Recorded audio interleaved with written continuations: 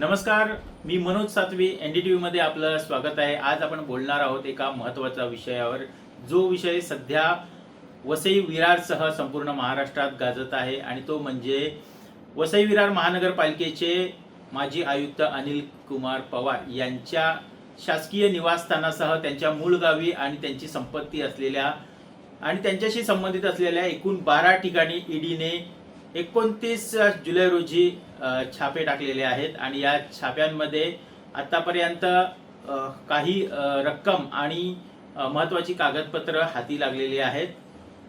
या संपूर्ण विषयाची सुरुवात करताना आपल्याला सगळ्यात महत्त्वाचं जो ईडीने जी कारवाई केलेली आहे त्याचा मूळ धागा म्हणजे कारवाईचा मूळ कारण आहे ते म्हणजे वसई महानगरपालिका क्षेत्रातल्या नालासोपारा येथे ज्या 41 इमारती होत्या, अनधिकृतपणे या इमारती बांधलेल्या होत्या आणि त्या ज्या आरक्षित जागेवर होत्या त्या आरक्षित जागेवर डम्पिंग ग्राउंड आणि STP प्लांट अशा 2 कारणांसाठी हा भूखंड होते ते राखीव ठेवण्यात आलेला होता आणि या राखीव भूखंडावर 41 अनधिकृत इमारती बांधण्यात आलेल्या होत्या आणि या बांधकामाचा मुख्य सूत्रधार तत्कालीन बहुजन विकास आघाडीचा माजी नगरसेवक सीताराम गुप्ता आणि त्याचा भाऊ किंवा सहकारी अनिल गुप्ता या दोघांनी हे अनधिकृत बांधकाम या ठिकाणी केले आणि त्याच्यानंतर इतर व्यावसायिक किंवा जे भूमाफिया आहेत ते देखील याच्यात सक्रिय झाले। हा मोक्याचा भूखंड लाटण्यासाठी मग चढाओढ सुरू झाली आणि यातूनच हे जेव्हा या अनधिकृत बांधकामाप्रकरणी वसई विरार आणि मीरा भाईंदर पोलीस आयुक्तालयाअंतर्गत गुन्हे देखील दाखल झाले होते आणि या गुन्ह्यामध्ये सीताराम गुप्ता याला पोलीस कोठडी देखील झालेली होती। त्यानंतर या संपूर्ण प्रकरणाची पुढची जी चौकशी आहे ती ईडीकडे आली, कारण हा जो मोक्याचा भूखंड होता याच्यावर झालेल्या आरक्षित भूखंडावर झालेल्या अतिक्रमणामुळे मुंबई उच्च न्यायालयाने हा जो भूखंड होता तो मोकळा करण्याचा आदेश दिले होते आणि ह्या 41 इमारती होत्या त्या निष्कासित करून भूखंड मोकळा करण्याचे आदेश वसई विरार महानगरपालिकेला दिले होते आणि त्यानुसार महापालिकेने ती कारवाई केली। 41 इमारती त्या तोडण्यात आल्या। जवळपास 3000 कुटुंब अंदाजे साधारण 15 ते 20 हजार नागरिक त्या ठिकाणी राहत होते। संपूर्ण नागरिक हे रस्त्यावर आले आणि काही त्यांची जमापुंजी केलेली होती ते सर्व उद्ध्वस्त झाले। या संपूर्ण प्रकरणानंतर हे प्रकरण इथेच थांबलं नाही, तर या संपूर्ण प्रकरणाच्या मागे म्हणजे न्यायालयाच्या आदेशानंतर एक वेगळ्या पद्धतीने डाव रचण्यात आला आणि तो म्हणजे हा भूखंड मोकळा करून या भूखंडाचं जे आरक्षण होतं ते आरक्षणच महापालिकेच्या अधिकाऱ्यांनी आणि जे भूमाफिया होते, बिल्डर्स होते यांच्या संपूर्ण संगनमताने हे आरक्षण बदलण्यात आलं। त्यानंतर काही संघटनांनी किंवा काही नागरिकांनी तक्रारी देखील केल्या आणि ते पुन्हा जैसे ते करण्यात आलं। मात्र याच वेळी मोठा आर्थिक घोटाळा झाला। या संपूर्ण इमारती बांधण्यासाठी ज्या परवानग्या देण्यात आल्या किंवा त्याचं जे आरक्षण बदलण्यात आलं त्यासाठी मोठ्या प्रमाणात आर्थिक गैरव्यवहार झाला आणि याच्यातूनच मनी लॉन्ड्रिंगचा जो विषय म्हटला जातो आणि त्या प्रकरणात ह्या सर्व कारवाया करण्यात आलेल्या आहेत। याचा मुख्य सूत्रधार जो अनिल गुप्ता होता आणि त्याला सहकार्य किंवा त्याचा जो आर्थिक व्यवहार होता, जी आरक्षित भूखंडाचं जे आरक्षण होतं ते बदलण्याची जी निविदा निघाली किंवा नोटिफिकेशन निघालं त्या नोटिफिकेशनवर सही होती ती YS रेड्डी हे नगरविकास उपसंचालक म्हणून वसई विरार महानगरपालिकेमध्ये होते। त्यानंतर कारवाईनंतर त्यांना बडतर्फ करण्यात आलं, पण तेव्हाच दिनांक 14 मे रोजी ईडीने पहिली धाड टाकली ती YS रेड्डी आणि जो भूमाफिया होता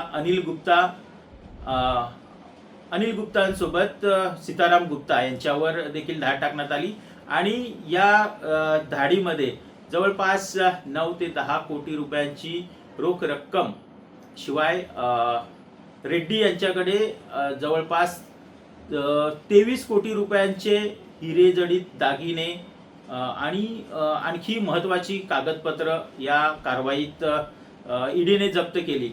त्यानंतरचा पुढचा टप्पा असा झाला की दिनांक 1 एप्रिल रोजी, माफ करा 1 जुलै रोजी पुन्हा ईडीने धाड टाकली आणि या धाडीमध्ये टार्गेट होतं ते महापालिकेचे काही अधिकारी होते, इंजिनियर्स होते आणि आर्किटेक्ट होते. सगळ्यात महत्त्वाचं हे जे आर्किटेक्ट होते ते YS रेड्डी यांच्याशी संबंधित होते आणि जे बिल्डर्स होते ते देखील संबंधित होते. यांच्यावर ही कारवाई करण्यात आली आणि या कारवाईत देखील जवळपास 13 कोटी रुपयांच्या ठेवी बँकांमध्ये, वेगवेगळ्या बँकांमध्ये होत्या, त्या जप्त करण्यात आल्या आणि महत्त्वाची कागदपत्र त्याशिवाय इलेक्ट्रॉनिक डिव्हाइस देखील ईडीने ताब्यात घेतले. आता ह्या सर्व कारवाईची सगळ्यात महत्त्वाचं म्हणजे जेव्हा 14 मेची जी कारवाई झाली ईडीने, ती कारवाई सुरू असतानाच त्या कारवाईचे धागेदोरे हे महापालिका आयुक्त अनिल कुमार पवार यांच्यापर्यंत आलेले होते. मात्र ईडीने त्यांच्यावर कारवाई करण्यासाठी एवढा वेळ का लावला हा एक महत्त्वाचा प्रश्न आहे. कारण तेव्हाच जर कारवाई केली असती तर या अनिल कुमार पवार यांच्याकडे आणखी मोठं काहीतरी घबाड सापडल्याच असतं.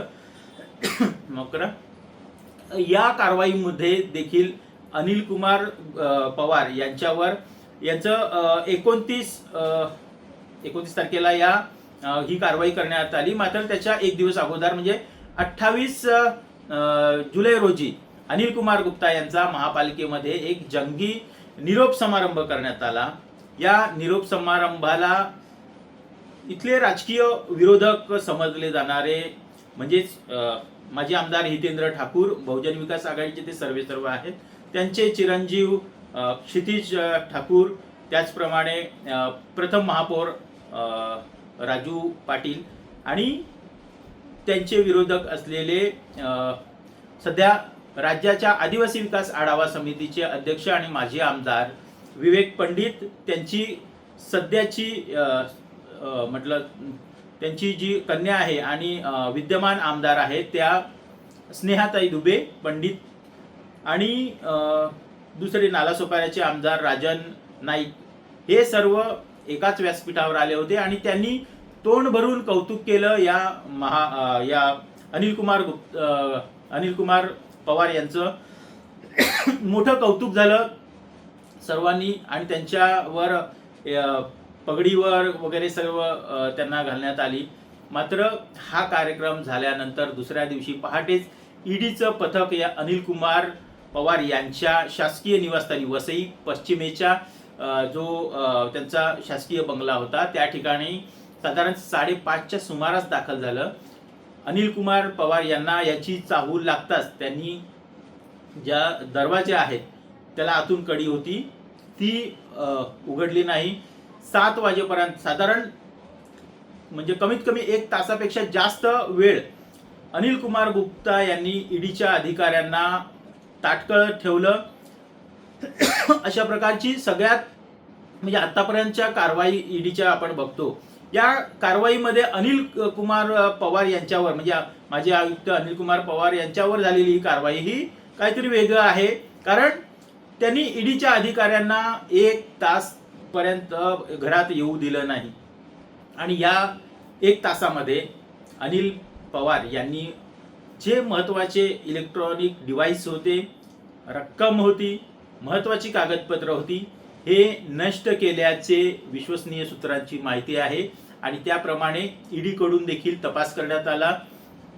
सध्या ईडीने त्यांना समन्स बजावलेला आहे. अनिल कुमार पवार यांच्यासह त्यांच्या कुटुंबियातले काही व्यक्ती आहेत आणि त्यांच्याशी संबंधित अशा एकूण 6 जणांना समन्स बजावलेला आहे आणि त्याला चौकशीसाठी बोलवलेलं आहे.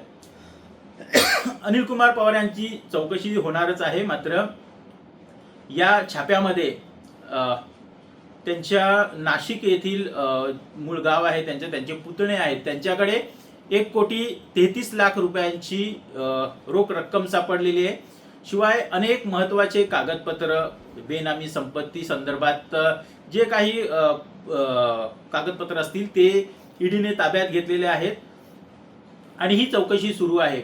मात्र जर ही कारवाई आहे ही ईडीने जर 14 मे रोजीच केली असती तर आणखी पवार यांच्याकडे आणखी काहीतरी मोठं घबाड सापडलं असतं.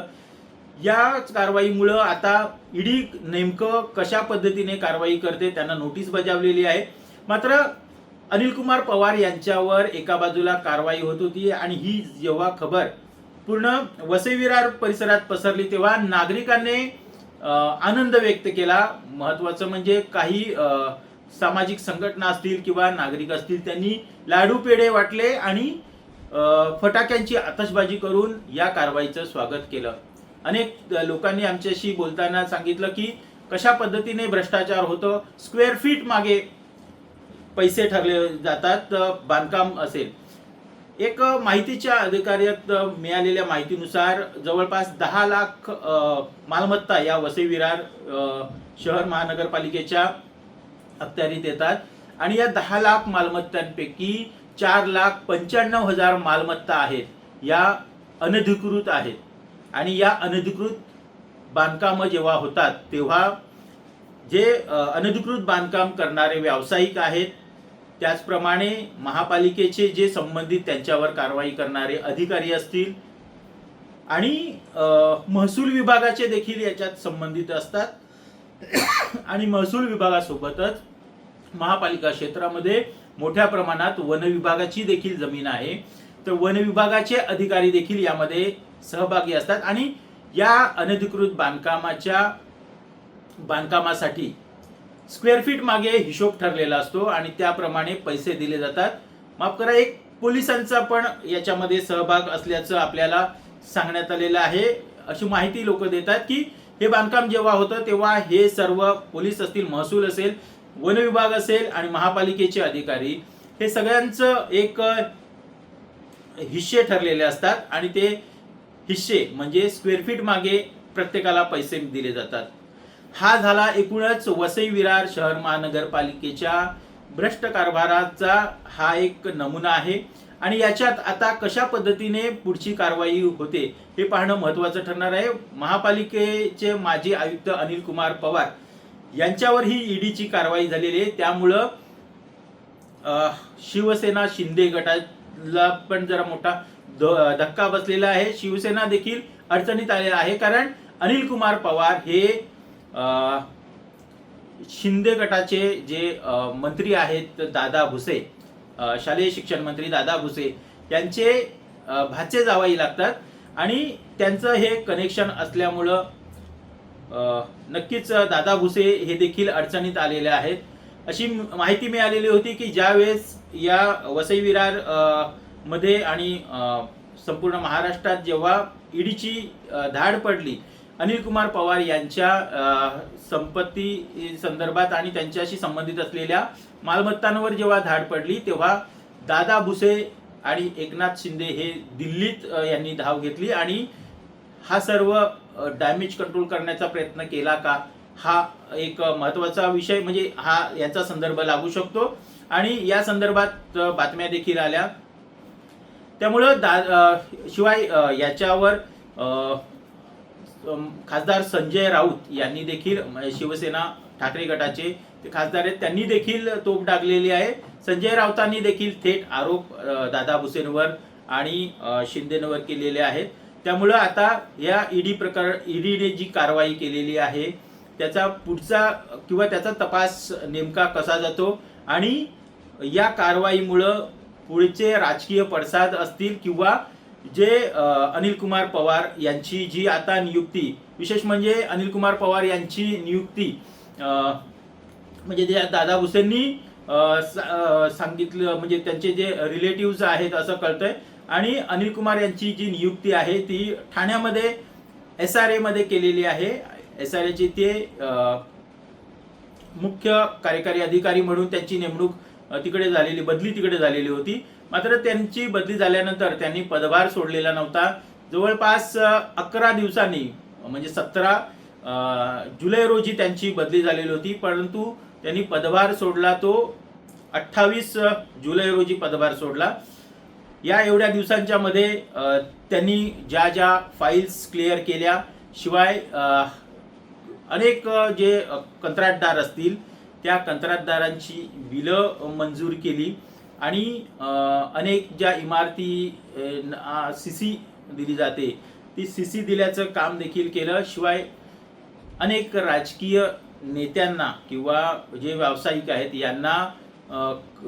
यांना पूरक असं काम त्यांनी केलेलं होतं. त्यामुळेच मोठ्या प्रमाणात त्याचा जो निरोप समारंभ होता त्याला मोठी गर्दी